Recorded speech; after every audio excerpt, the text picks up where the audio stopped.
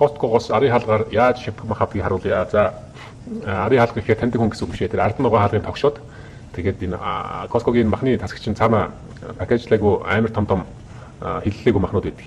Тэрнээс навыг гэхээр айгүй дуртай.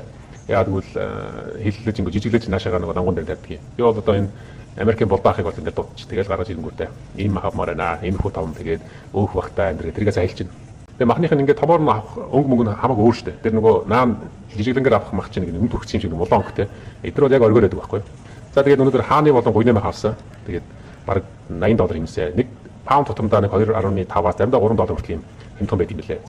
За одоо ингээд яг пакэжлсэн мах нь болохоор ийм улаан өнгөтэй. Энэ одоо ингээд өнгө нь өөр байхгүй.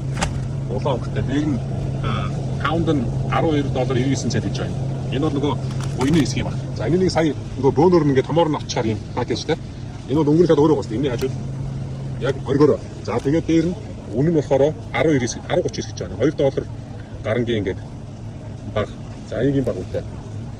Нөгөөх нь болохоор chuck roast гэдэг байна. За энэ chuck roast гэдэг энэ мах болохоор яг хааны хэсэг юм байна. Одоо хааны галны жоохон дээгүүр үзүү тал руугаа гэсэн үг.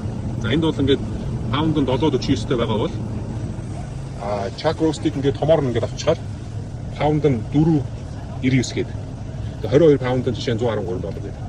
За ийм үнийн юм зөрүү байдаг юм аа. Тэгээ зөрүүнөөс гадна бас ийм махных нь өнгө нүртлэг оргиороо нөө янз бүрийн тийм магадгүй юм төрхт юм уу мэдгүй. Ингээд энэ зарж байгаа махнууд нь шал өөр улаан өнгөтэй болохгүй. Тэгээд ингээд улаан өнгөтэй махнуудыг ингээд доод ёроолыг ингээд хахад ёроол болохоор зүгээр юм махны өнгөөр.